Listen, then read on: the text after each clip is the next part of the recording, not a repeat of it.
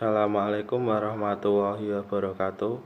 Kami dari kelompok 6 akan mempresentasikan tentang yayasan. Sebelumnya, saya sebagai moderator. Perkenalkan nama anggota kelompok kami.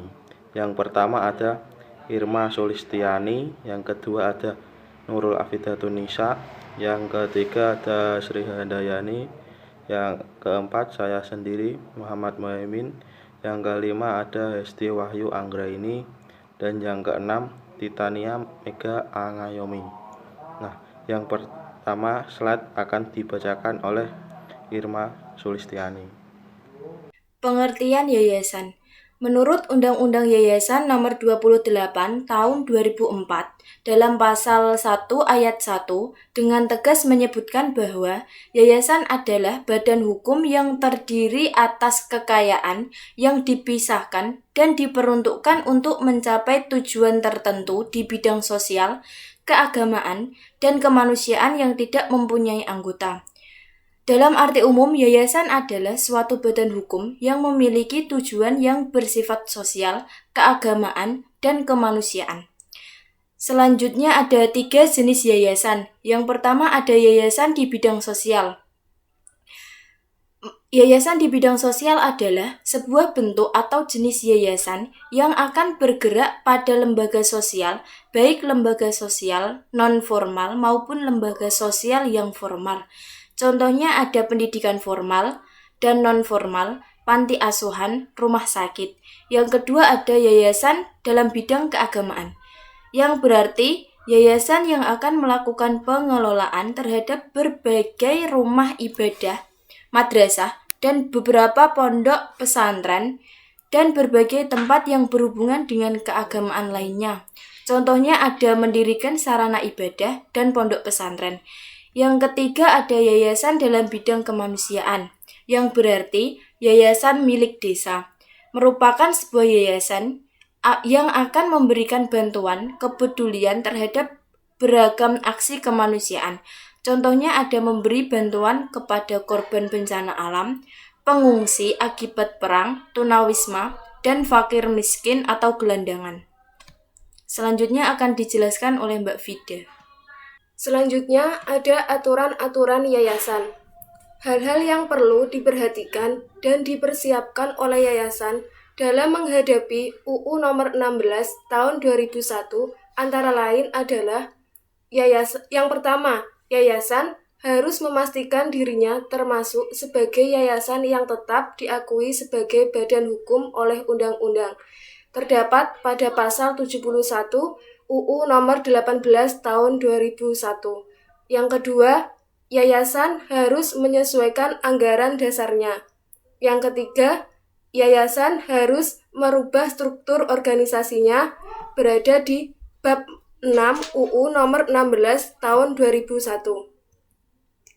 Yang keempat, yayasan harus memastikan badan usaha yang didirikannya memiliki kegiatan yang sesuai dengan maksud dan tujuan yayasan. Yang kelima, yayasan harus memastikan penyertaan yang dilakukannya tidak melebihi 25% dari seluruh nilai kekayaan yayasan. Yang keenam, yayasan tidak boleh lagi menggaji organ yayasan. Yang ketujuh, anggota pembina, pengurus, dan pengawas yayasan dilarang merangkap sebagai anggota direksi atau pengurus dan anggota dewan komisaris. Selanjutnya akan dibacakan oleh Mbak Yani. Yang kedelapan yaitu yayasan wajib membuat ikhtisar laporan tahunan dan diumumkan pada papan pengumuman di kantor yayasan. Yang kesembilan yaitu bagi yayasan yang mempunyai bantuan negara, bantuan luar negeri ataupun pihak lain sebesar 500 juta rupiah atau mempunyai kekayaan di luar harta wakaf sebesar 2 miliar rupiah atau lebih, ikhtisar laporan tahunannya wajib diumumkan dalam surat kabar harian berbahasa Indonesia. Yang ke-10 yaitu yayasan sebagai kekayaan berasal dari bantuan negara, bantuan luar negeri, atau sumbangan masyarakat yang diperoleh sebagai akibat berlakunya suatu peraturan perundang-undangan wajib mengumumkan ikhtisar laporan tahunan pada papan pengumuman yang mencakup kekayaan selama 10 Yang kesembilan yaitu tidak boleh membagikan hasil kegiatan usaha pada pembina, pengurus, dan pengawas. Yang terakhir yaitu kekayaan yayasan baik berupa uang, barang, maupun kekayaan lainnya yang diperoleh yayasan berdasarkan undang-undang ini dilarang dialihkan atau dibagikan secara langsung atau tidak langsung kepada pembina, pengurus, pengawas, karyawan, atau pihak lain yang mempunyai kepentingan terhadap yayasan tersebut. Untuk selanjutnya yaitu pengelolaan yayasan. Menurut Penggabean 2002, terdapat 3 aspek yang perlu menjadi pedoman dalam mengelola yayasan, yaitu yang pertama, aspek manajerial, agar yayasan dapat tumbuh dan berkembang dalam mencapai maksud dan tujuannya. Yang kedua yaitu aspek keuangan. Yang ketiga, aspek perpajakan. Untuk selanjutnya yaitu syarat-syarat pendirian yayasan. Yang pertama, didirikan oleh 1 orang atau lebih. Yang kedua, ada kekayaan yang dipisahkan dari kekayaan pendirinya. Yang ketiga, harus dilakukan dengan akta notaris dan dibuat dalam bahasa Indonesia. Yang keempat, harus memperoleh pengesahan menteri. Yang kelima, diumumkan dalam Berita Negara Republik Indonesia. Yang keenam, tidak boleh memakai nama yang telah dipakai secara sah oleh yayasan lain atau bertentangan dengan ketertiban umum dan atau kesusilaan. Yang ketujuh, nama yayasan harus didahului dengan kata yayasan. Selanjutnya yaitu proses pendirian yayasan. Ada 3 proses yang perlu diperhatikan dalam pendirian yayasan, yaitu yang pertama, proses pendirian yayasan itu sendiri. Untuk melakukan suatu pendirian yayasan, ada beberapa persyaratan yang harus dipenuhi. Bahwa yayasan tersebut harus didirikan minimal oleh 1 orang yang kemudian akan disebut sebagai pendiri yayasan.